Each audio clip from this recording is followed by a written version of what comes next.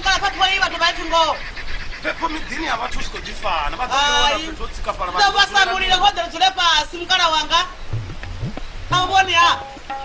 Hobu yange noi. Bado mukala ngo. No. Kabu wange no. Ndikobva na message ya. Wamini. Ndofoneliwa ngahola mtukana wange ni chigeke. Kuya tamilisukikwa wane suno. Kuamba ne makungana ko rodzora nga ane achirete ndamubudzori asione for ofukeza nomboro sio. Bati mbula isabone. Nalika pakanda tira mbia ko ndikasikone nyimale bakuba nyimale yokulesa awa bati bango. Singudza bathu ndike ndikona kumfonela ngalipi la mkegulula kade bafuna ndikufuna ndambudza ngari mkegulu ngori muzoro efonde unyachibeka. Atena mapungo bati ba. Relaxan, zulani pasi, nisimapapasi, tsana ni pasi. Imani bati bati zola nda imba bati ba. Papa ko bati fari, uyona woima ufuma ngakuita.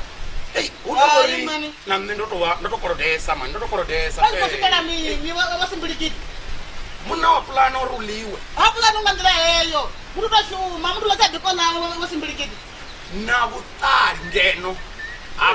Buyalisa. Arali na dera nofuka nguo nambara mabutsu ndolobona. Ufuna nga ubu, ukombonisa zvitu bona. Nofuna mtari. Bati ba. Nofuna mtari. Mutari wasikoroto. Kana nofuna dodo. Namba ngotrambula, namusingo trambula. Kendo ndrengera masandazi. Ziambaro zvitsukezo. Imani. Zvabarumwa, zvabalidzi. Chomwe mpokona. Muri tiraka tichira.